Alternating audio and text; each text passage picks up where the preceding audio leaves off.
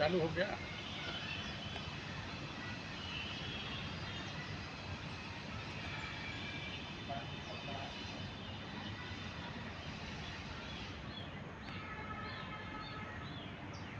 चले hello hello नमस्कार दोस्तों, आप देख रहे हैं नेशनल टाइम्स और मैं हूं आपके साथ मुनमुन रहमान। लगातार हम रेलवे ग्रुप डी का मुद्दा उठा रहे हैं और अलग अलग लोगों से बातचीत कर रहे हैं ताकि इस मुद्दे को थोड़ी सी हवा मिले, इस मुद्दे को लोग जाने और जो रेलवे ग्रुप डी के बच्चे हैं करोड़ से भी ज्यादा, उन लोगों को न्याय मिले। आज फिर से कांग्रेस से जयप्रकाश चतुर्वेदी जी मेरे साथ जुड़ गए हैं रेलवे ग्रुप डी पर बात करने के लिए। रेलवे ग्रुप डी के बच्चों ने पटना में प्रदर्शन करा लेकिन कोई हल नहीं निकला, कैसे उनकी मदद की जाए?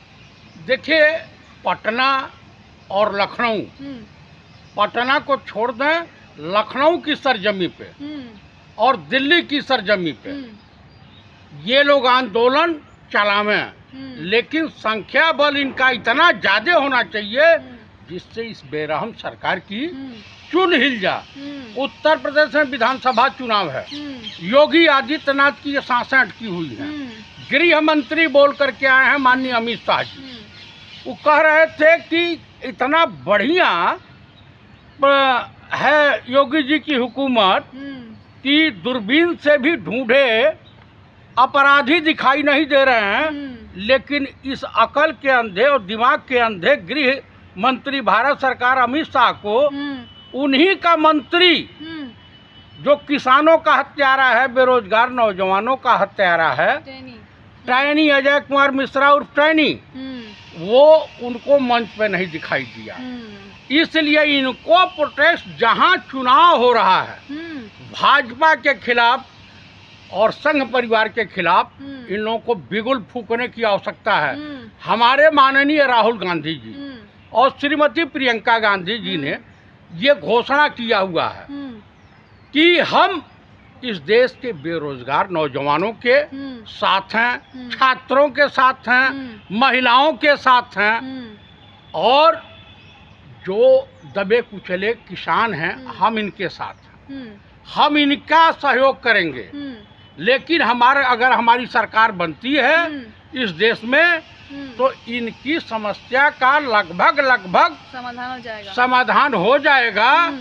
और प्रियंका जी ने तो घोषणा किया है कि हम 5 सालों में 20 लाख बेरोजगार नौजवानों को नौकरी देंगे। 20 लाख नौजवानों को नौकरी उत्तर प्रदेश में। और भारत सरकार में अगर हमारी सरकार बनती है तो हम हर साल रोजगार नहीं, इस देश के नौजवानों को, बेरोजगार नौजवानों को, शिक्षित नौजवानों को कम से कम 5-5 करोड़ नौकरी देंगे। 5-5 करोड़ नौकरी, मतलब प्रियंका गांधी एक विकल्प है नौजवानों के लिए, युवाओं के लिए। और यही घोषणा राहुल गांधी जी ने किया है, और यही घोषणा जो है कांग्रेस के तमाम नेतागण करते आ रहे हैं। लेकिन इस देश के लोग कब जागेंगे? इस देश में महंगाई चरम पे है। प्याज सुन रहा हूँ कि और महंगी हो गई है। पेट्रोल 150 हो जाएगा। पेट्रोल तो 300-400 चला जाएगा। 300-400। हाँ, इस देश का जो है एयरपोर्ट बिक रहा है। रेलवे को बेचने का इसने ठेका ले लिया है माननीय प्रधानमंत्री। पूरे विश्व में इनकी छिछालेदर हो रही है। चाहे इटली हो, अमेरिका हो, जहाँ जा रहे हैं इनकी इज्जत नहीं हो रही है। जो मान सम्मान था भारत के प्रधानमंत्री का और लोकतंत्र का, उसका सत्यानाश इन्होंने कर दिया है। प्रधानमंत्री बाहर जाके घूम सकते हैं, लोगों से मिल सकते हैं, अपनी पार्टी का प्रचार कर सकते हैं, तो ग्रुप डी के बच्चों से नहीं मिल सकते? उनको हिंदुस्तान की कमजोरी मालूम है कि ये सब जाएंगे कहाँ। कोई अल्लाह के नाम पर अलग हो जाएगा, कोई जय श्री राम के नाम पे अलग हो जाएगा। धर्म की ऐसी अफीम सुंघा रखा है हिंदुस्तान की जनता को संघ परिवार ने। संघ परिवार का इतिहास रहा है इस देश के साथ गद्दारी करने में, देशद्रोहियों का साथ देने में। आपको मैं बता दूं, तालिबानी आतंकवादियों और आरएसएस के लोगों में कोई विशेष अंतर नहीं है। त्रिपुरा का दंगा फसाद आप देख सकती हैं। तो जब नौजवानों को नौकरी नहीं मिलेगी तो ये नौजवान भी कह रहे हैं कि हम नक्सली बन जाएंगे, बंदूक उठा लेंगे। नक्सली बनने की आवश्यकता नहीं है। अगर ये लोग पढ़े लिखे हैं, व्हाट्सएप यूनिवर्सिटी की पैदावार नहीं है और इतिहास की जानकारी है, भूगोल की जानकारी है, विज्ञान की जानकारी है, तो गांधी और पंडित नेहरू को पढ़ लें। इस देश को गुलामी की जंजीरों से अलग करके देखिए, मैं आपको एक चीज बता देना चाहता हूं कि महात्मा गांधी और पंडित नेहरू सबसे बड़े हिंदू थे, भारतीय थे, सनातनी थे। लेकिन गांधी के हेराम से अन्य धर्म के लोग भयभीत नहीं होते थे। तो हमें गांधी और नेहरू का रास्ता अख्तियार करना है। हमें नाथूराम गोडसे या सावरकर का जो है रास्ता नहीं चूज करना है। अगर हम ये रास्ता हमारे देश का नौजवान चूज कर लेगा तो हिंदुस्तान गर्त में चला जाएगा। यही संघ परिवार चाहता है। अच्छा चतुर्वेदी जी, अगर ग्रुप डी के बच्चे दिल्ली में प्रदर्शन करेंगे तो क्या कांग्रेस समर्थन करेगी इनका? अरे भाई, मैंने कह दिया कि माननीय राहुल गांधी ने खुले मंच से कहा है, जब वो किसानों का समर्थन कर रहे हैं, लखीमपुर खीरी जा सकते हैं, तो बेरोजगार नौजवानों का समर्थन क्यों नहीं करेंगे? ग्रुप डी का भी करेंगे, सबका करेंगे। हमारे देश की का भविष्य है, नौजवान युवा पीढ़ी है, तो उसकी कौन नहीं मदद करना चाहेगा? जो चूतिया होगा, जो मूर्ख होगा, जो बकलोल टाइप में होगा, जो अंधभक्त होगा, वही ये काम नहीं करेगा। हर 55 मिनट में एक युवा अपनी जान दे रहा है, आत्महत्या कर रहा है देश में। देखिए, नेताजी सुभाष चंद्र बोस ने नारा दिया था, वीर भोग या वसुंधरा। वीरों को भोग करने के लिए जो है पृथ्वी बनी है, कायरों को भोग करने के लिए नहीं। मैं बार बार इस देश के नौजवानों से आपके चैनल के मार्फत अनुरोध करता हूं, अपील करता हूं, हाथ जोड़ के प्रार्थना करता हूं कि आप हिंसा का रास्ता कभी मत अख्तियार करें। गांधी और पंडित नेहरू के बताए रास्ते पे चलें, सफलता आपको जरूर मिलेगी। और माननीय राहुल गांधी संत टाइप के, संत स्वभाव के, एक ईमानदार, नेक दिल, पढ़े लिखे इंसान हैं। अच्छा, यूपी में अगर प्रियंका गांधी मुख्यमंत्री बन जाती हैं तो ग्रुप डी के बच्चों को और जो ऐसे बच्चे हैं जिनकी ज्वाइनिंग अटकी हुई है, एग्जाम अटका हुआ है, उनका समाधान हो जाएगा? पक्का हो जाएगा। जो उत्तर प्रदेश सरकार के अधीन अधीनस्थ सेवाएं आती हैं, उसका सैल्यूशन हो जाएगा और उसका उपचार हो जाएगा, और साथ ही साथ इन बेरोजगार नौजवानों का, युवाओं और युवतियों का भला हो जाएगा। अच्छा, रेलवे ग्रुप डी जिस तरीके से अभी तक एग्जाम डेट नहीं आई है, अब क्या अडानी देंगे क्या बच्चों को नौकरी? क्योंकि मोदी जी तो सब कुछ निजीकरण कर चुके हैं सबका। देखिए, Adani Ambani, east India company का नाम आप लोगों ने सुना होगा। इस देश के नौजवानों को जिस तरह से ब्रिटानिया गवर्नमेंट में घोड़े की लीद फेंकने के लिए, झाड़ू मारने के लिए और घास काटने के लिए, जूता पालिश करने के लिए ईस्ट इंडिया कंपनी अपनाती थी, अधिकारी नहीं बनाती थी, कर्मचारी नहीं बनाती, कर्मचारी क्लास 4 का बनाती थी। मैंने डी ग्रुप के कर्मचारी की नियुक्ति करती थी कि ये दबे कुचले रहे। सेम उसी नीति पर माननीय प्रधानमंत्री नरेंद्र दामोदर दास मोदी की सरकार काम कर रही है।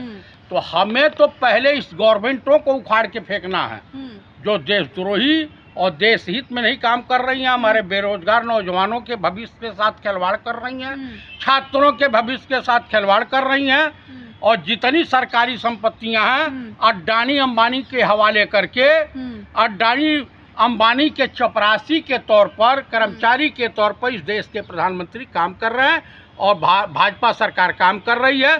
पहले तो हमें इससे मुक्ति चाहिए। तो अगर बच्चे के सरकारी नौकरी की जो चाह रखते हैं वो छोड़ दें, सरकारी नौकरी की चाह छोड़ दें? जब तक कांग्रेस की सरकार चाहे देश में और प्रदेशों में नहीं बनती है, तब तक तो इनके हाथ कुछ लगने वाला नहीं है। कुछ नहीं लगने वाला, कुछ नहीं लगने वाला है। मैं आपके चैनल के मार्फत दावा करता हूं, चैलेंज करता हूं। हाँ, कांग्रेस पूरा समर्थन करेगी। कांग्रेस इनके साथ है, इनके कंधे से कंधा मिलाकर इनके साथ चलने को तैयार है। और जब लाठी पड़ेगी तब?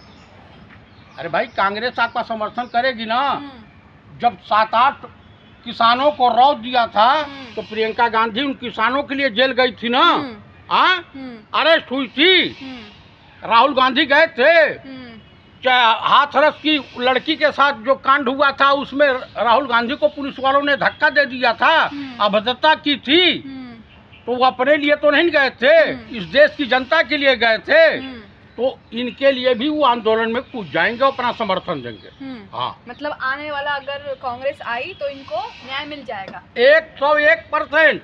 इसमें आप शक बिल्कुल ना करें। कांग्रेस की सरकारों ने इस देश के लिए और देश हित में, देश की जनता के हित में, जनहित में अच्छे अच्छे काम किए हैं।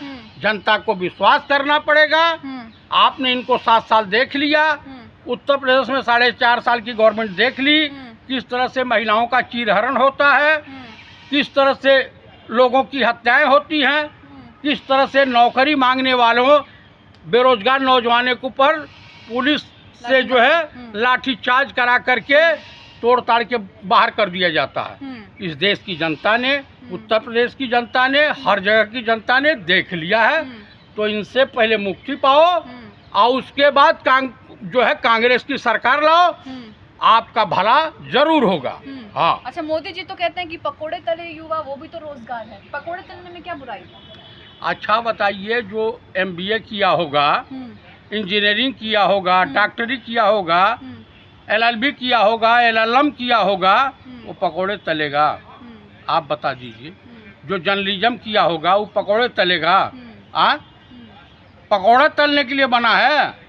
अगर पकोड़े तलने के लिए बना है, बूट पॉलिश के लिए बना है, तो तेरी जैसी सरकार की क्या जरूरत है इस देश में? कोई जरूरत है? ऐसी सरकार हमें नहीं चाहिए। योगी जी कहते हैं मैंने 4.5 लाख नौकरियां दी हैं सरकारी महकमों में। उतना बड़ा झूठा भगवा वस्त्र पहन करके साधु सन्यासी नहीं मिलेगा। झूठे हैं वो, दिमागी रूप से दिवालिया हो चुके। नौकरी नहीं मिली किसी को? किसी को नहीं मिली भाई, किसी को नहीं मिली। मिली है तो डाटा डाले ना, कंप्यूटर है ना, शो करे। कहीं नहीं मिली है, झूठ बोलते हैं। अच्छा, यूपी में तो युवा खून से लेटर लिख रहे हैं मुख्यमंत्री को कि नौकरी दे दो, खून बहाना पड़ेगा। आप ये बताइए कि ये दोनों निसंतानी हैं, ना इनको हाय से मतलब है, ना बाय से मतलब है, ना टाय से मतलब है। तो आप खुद बता दीजिए कि जब इनको किसी चीज से मतलब नहीं है, मनमोहन सिंह रहें, अरुण रहें, जयप्रकाश चतुर्वेदी रहें, राहुल गांधी रहें, प्रियंका गांधी रहें, या इस देश के नौजवान रहें या मत रहें, लेकिन इनको इनकी सत्ता बनी रहनी चाहिए। हाँ, ये छात्रों के बारे में नहीं सोचेंगे? नहीं सोचेंगे भैया, नहीं सोचेंगे। ये हवा में बात करते हैं। तो आपको इनसे हमेशा सावधान रहने की जरूरत है। मैंने रास्ता बता दिया, उसी रास्ते पे चल करके इस देश के बेरोजगार नौजवानों का भविष्य सुरक्षित होगा, छात्रों का जो भविष्य सुरक्षित होगा। नहीं तो इसकी सरकार में, भाजपा की सरकारों में इनका भविष्य अंधकारमय है। तो क्या 1 करोड़ बच्चे नौकरी की मांगने सड़कों पर उतर जाएं? उतर जाओ भाई, तुम कुछ लो ना, पूरा विश्व तुम्हारे मुंह पे थूकने को तैयार है। तो पुलिसिया कहा ढाओ ना, पूरा विश्व तुम्हारे मुंह पे थूकने को तैयार है। युवा एक हो जाए, एक हो जाए, सड़क पर आ जाए। जिस ओर जवानी चलती है उस ओर रवानी आती है। हाँ, युवा सड़क पर आ जाए। एकदम भगत सिंह, चंद्रशेखर आजाद, पंडित राम प्रसाद बिस्मिल, सुभाष चंद्र बोस। अरे भाई, इस देश के सबसे धनाढ्य परिवार के रईस आदमी जो पंडित जवाहरलाल नेहरू, जो 14 साल जेल इस देश का भला करने के लिए काट सकते हैं, तो हमारे देश के नौजवान क्या संघर्ष नहीं कर सकते हैं? हाँ, लेकिन इनको हिंसा का रास्ता त्यागना होगा। राहुल गांधी इनके साथ खड़े।